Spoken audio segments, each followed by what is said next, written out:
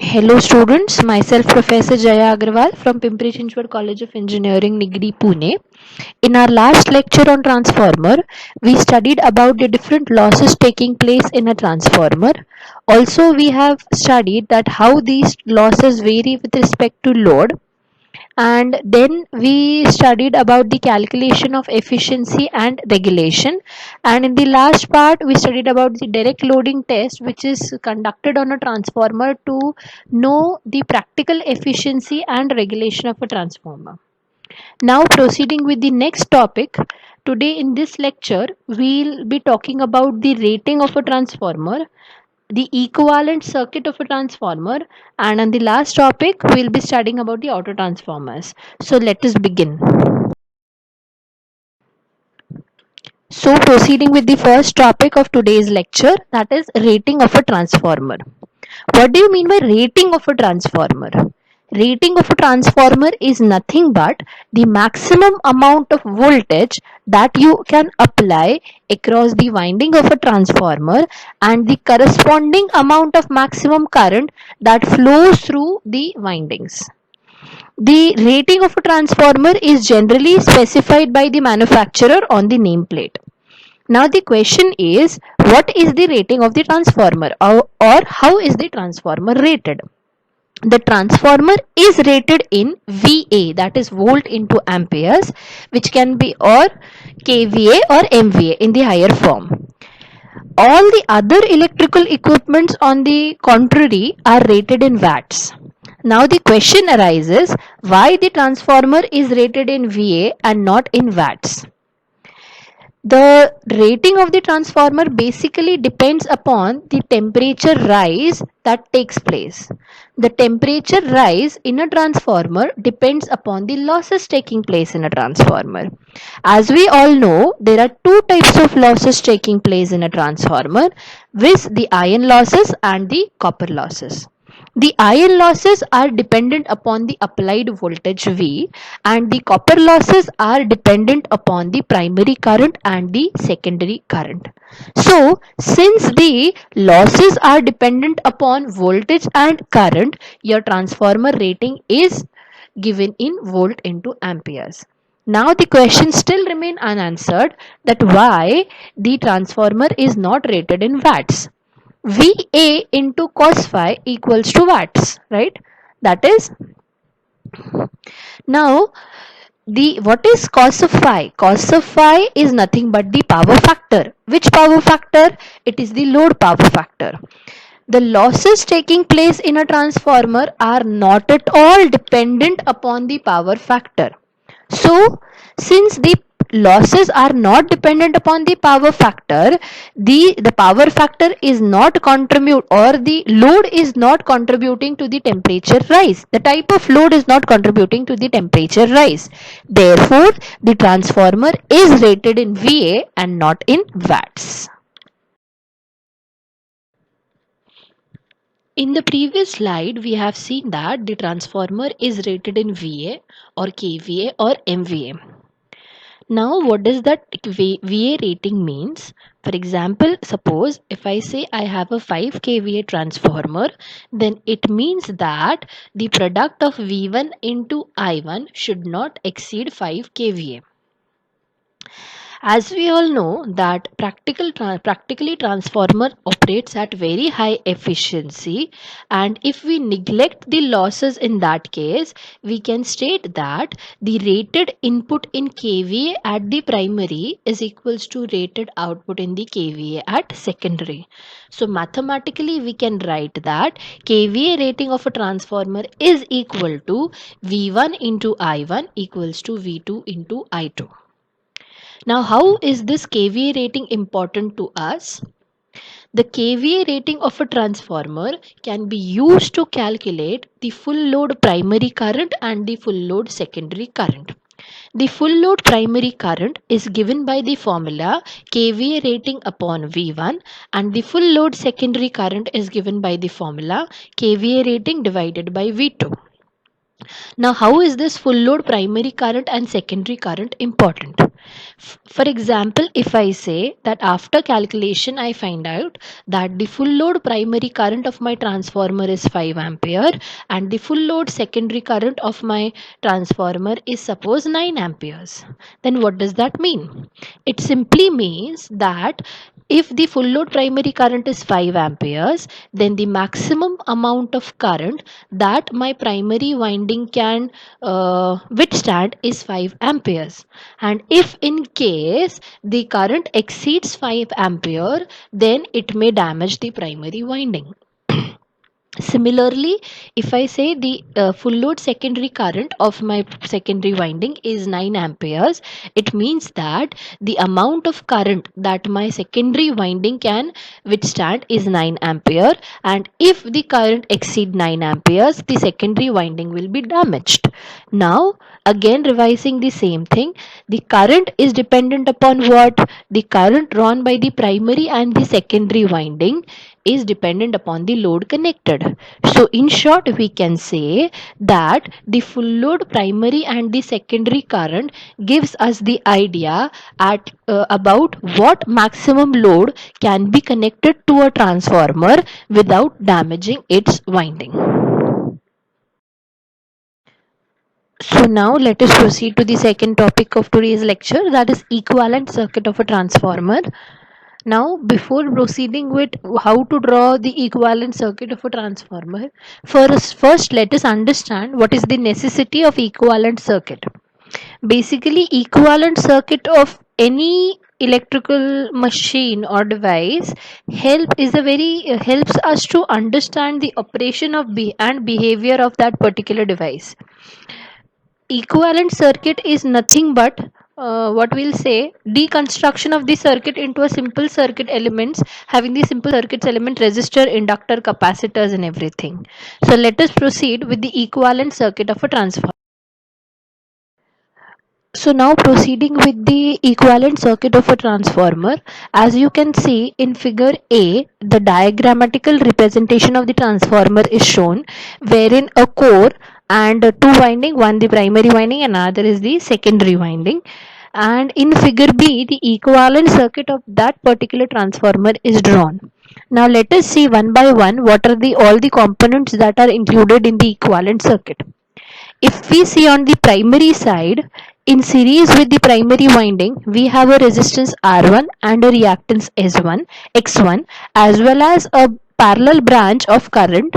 First, I'll come down to what is R1 and X1. R1 represents the primary winding resistance and X1 represents the primary winding leakage reactance.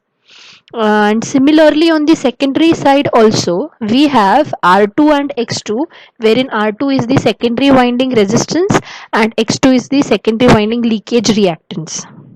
We'll come to the part of leakage reactance in the next slide. Before that, let us understand what is this parallel branch in the primary side, which has three currents I0, I mu and IW. I0 is nothing but the no load current, which has two components I mu and IW. Now, what is this I0 and why this is taken into consideration while drawing the equivalent circuit? See, whenever suppose when there is no load connected on the secondary side, then the value of I2 will be 0 and the value of I1 will be negligibly small, but I1 will be present. Negligibly small means I1 is actually 3 to 5% of the full load primary current. So this negligibly small current is called as the no load current I0. Since I1 and I2 both are approximately 0, so we can say under no load condition copper losses are negligible. So the only losses that takes place during the no load condition are the iron losses. So the iron losses are supplied by this IW component, which is called as the working component, and the next component, that is the magnetizing component. The function of this magnetizing component is to magnetize the core, that is to produce the flux. So to take into consideration this, that parallel branch of I mu and IW is taken into consideration. Now in the next slide we'll see what is the importance of X1 and X2. And also, to one thing is sure, that if R1 and R2, what will happen across R1 and R2? The R1 and R2 will cause obviously a voltage drop across the resistances.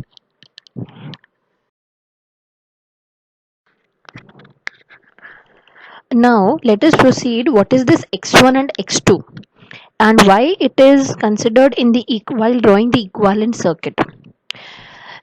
In an ideal transformer, it is assumed that when we apply voltage to the primary winding, that voltage produces a current I1, due to which a flux phi is set up in the primary winding.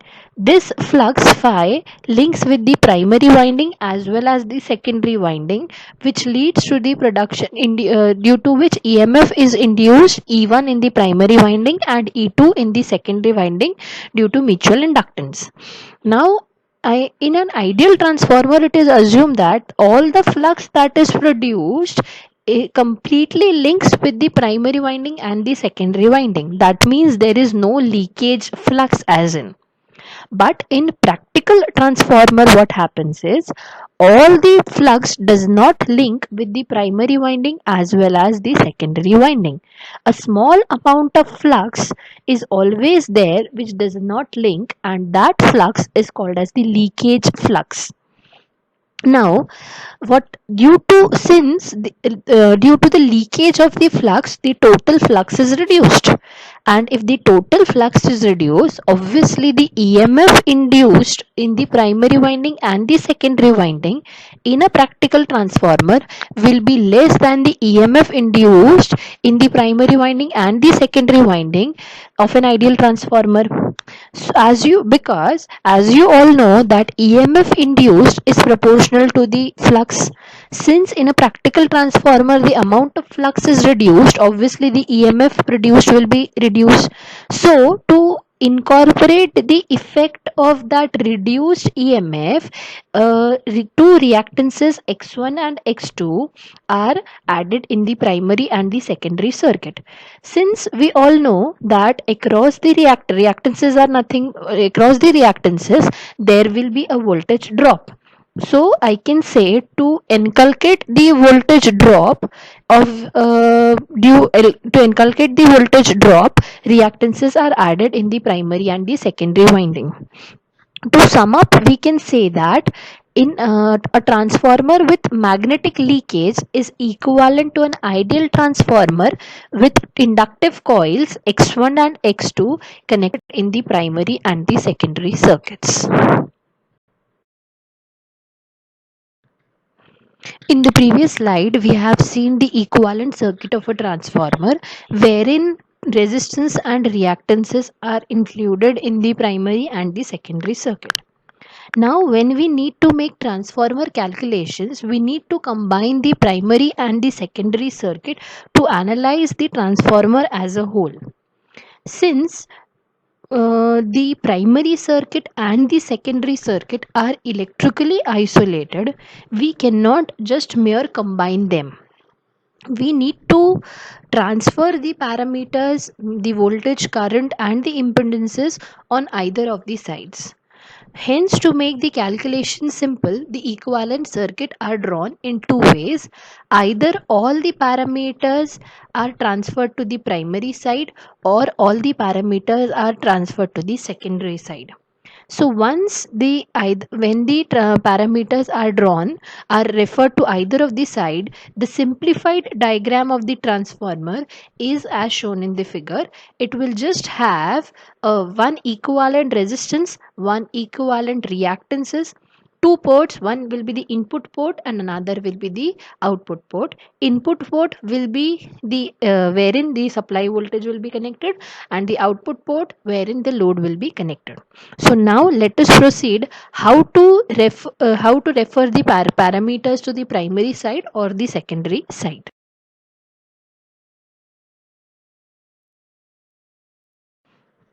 Now let us see how to draw an equivalent circuit referred to the primary side.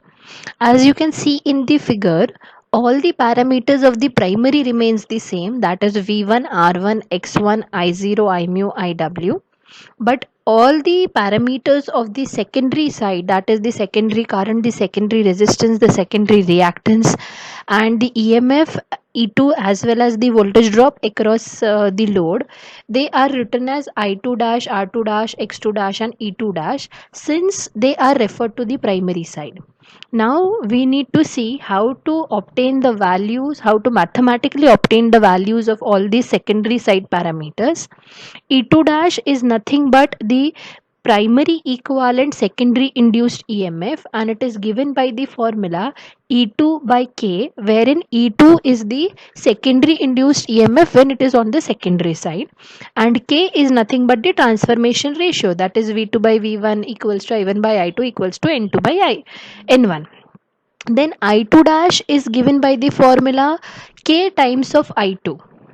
See, have a note. The E2, E2 dash, V2 dash, they all will be divided by K, and the current will be multiplied by K. And next, third, we come to the resistance part. R2 dash is nothing but equals to R2 divided by K square. Similarly, X2 dash will also be equals to X2 divided by K square. Now we can, as we have transferred all the parameters of the secondary side to the primary side, and if we neglect this no load component, we can combine the two resistances, that is R1 and R2 dash. When we combine R1 and R2 dash, it will be called as the total resistance of the transformer referred to the primary side. So we can say R01, that is the equivalent resistance referred to the primary side, equals to R1 plus R2 dash. Similarly, we can combine X1 and X2 dash, and it will be called as the total equivalent reactance referred to the primary side. Similarly, the combination of R and X, as we know, is called as impedance. So the total equivalent impedance referred to the primary side, it will be called as Z01. One is, stands for referred to the primary, equals to Z1 plus Z2 dash. So summing up, we can say that whenever a resistance or reactance is referred from secondary to the primary, it is divided by K square. The voltages are divided by K, and the current are multiplied by K. Coming to the second equivalent circuit, that is referred to the secondary side, you can see in the circuit diagram very clear that the all the parameters of the primary, that is the primary resistance, reactance, current, voltage, they are marked as dash, and the parameters of the secondary are written as it is, since the primary all the parameters of the primary are referred to the secondary side. So the value of E1 dash, V1 dash will be now K multiplied by E1. K multiplied by E1, as we all know from the transformation ratio, that K multiplied by E1 is nothing but E2. Similarly, if we have to calculate V1 dash, V1 dash will be K times of V1. In the previous, when we refer to the to primary side, we were dividing by K all the voltages and the EMFs. Now, when we refer to the secondary side, we have to multiply by K. Now in the current, I1 dash will be I1 divided by K. And talking about the resistance R1 dash and X1 dash, they will be multiplied by K square. So if we combine R1 dash and R2, it will be called as the total resistance referred to the referred to the secondary side, R02. So R02 will be what? R1 dash plus R2.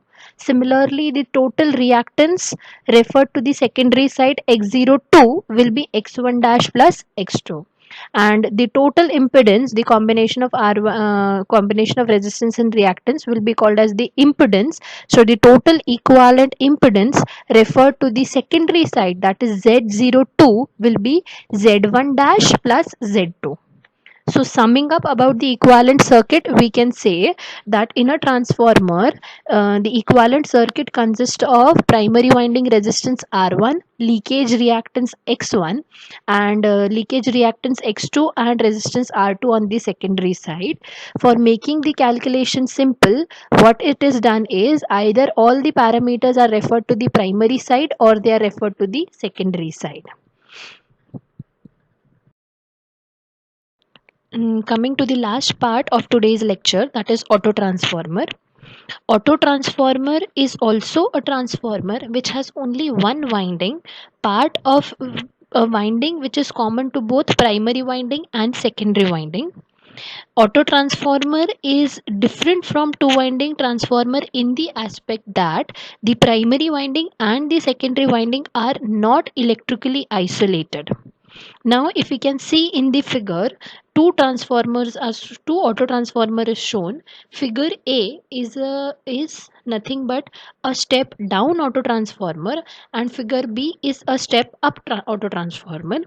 In figure AB, the complete AB represents the primary winding having N1 number of turns, and if you can see the load which is connected between the winding BC, and winding BC is nothing but the secondary winding number of turns N2.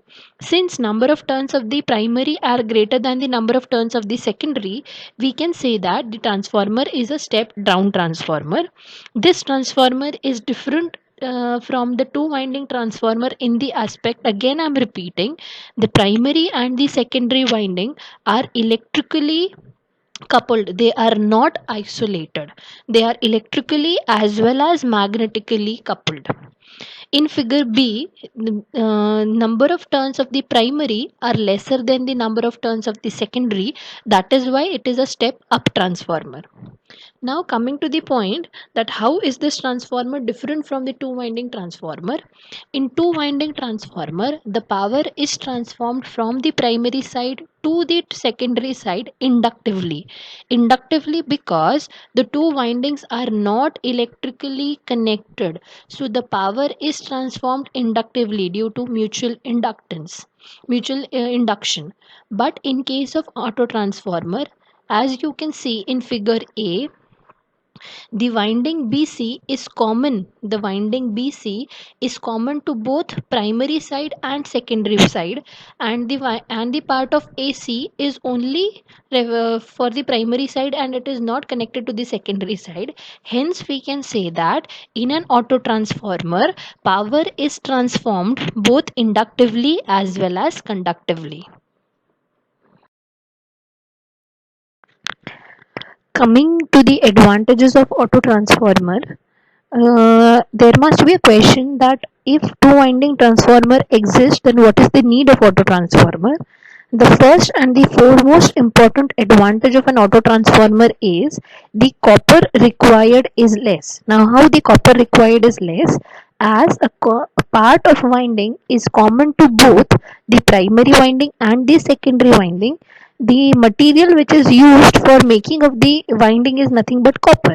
So automatically the copper required is less in case of auto transformer. Since the copper required is less, automatically the cost decreases. Then the second parameter that comes into picture is about the efficiency. As we all know, the efficiency of the transformer depends upon the iron losses and the core losses. Sorry, the iron losses and the copper losses. The copper losses are proportional to the current.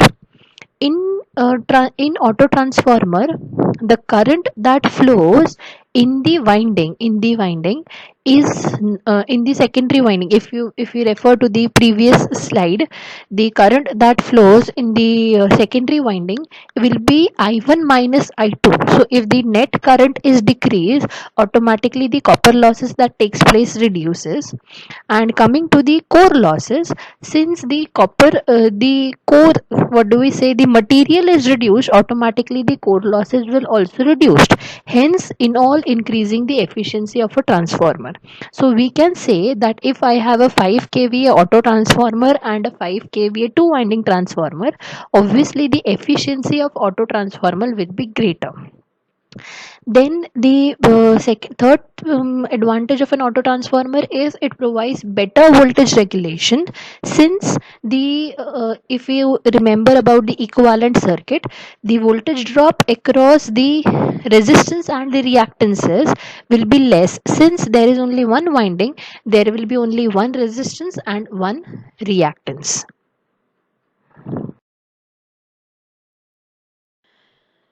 Now, after seeing the advantages of an auto transformer, a question comes to our mind that if auto transformer is so good that it has less losses, less cost, high efficiency, then what is the need of two winding transformer?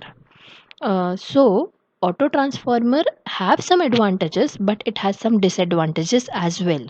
So what are the disadvantages of an auto transformer? Let us have a look. The first disadvantage of an auto transformer is the primary and the secondary winding are not electrically isolated. So what happens? For example, if I take an auto transformer to step down a high voltage, if I'm stepping down a high voltage, obviously the current is stepping up, and in case if there is a fault on the primary side or on the secondary side, since the two primary circuit and the secondary circuit are not electrically isolated, the faults will be transferred from the primary to the secondary, or to this from the secondary to the primary, damaging both the circuits.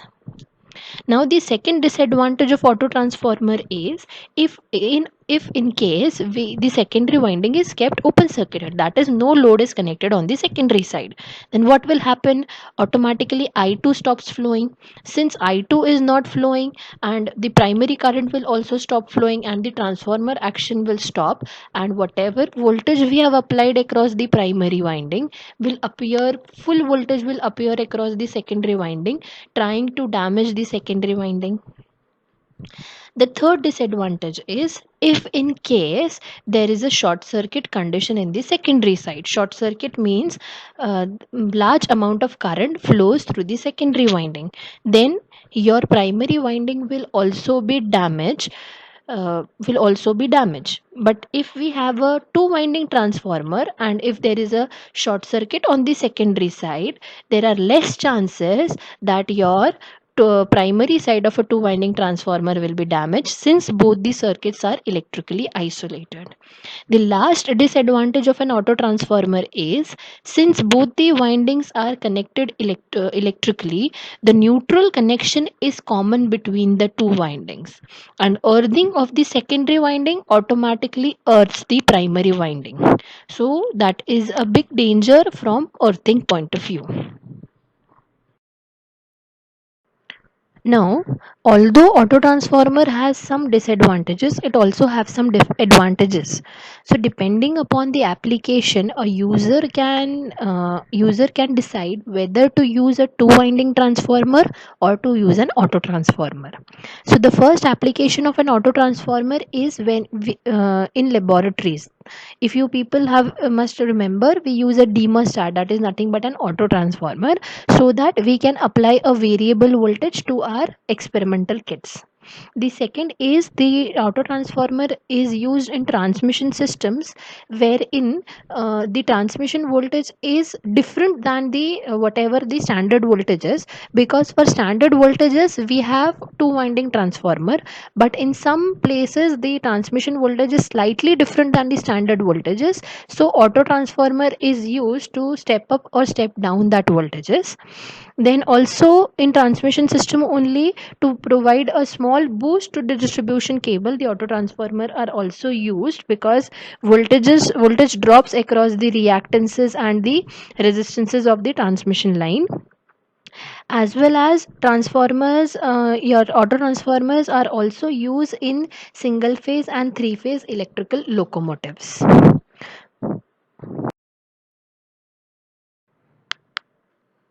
So we come to an end of today's lecture. Summing up of whatever we studied in today's lecture, first in the first topic that we studied what about the rating of the transformer, and a transformer is rated in VA, KVA or MVA. In the second part we studied about the importance of equivalent circuit and how to draw the equivalent circuit referred to the primary side and the secondary side. In the last topic, in the last we studied about auto transformer and how is it different from two winding transformer. So it's all for today. Thank you so much.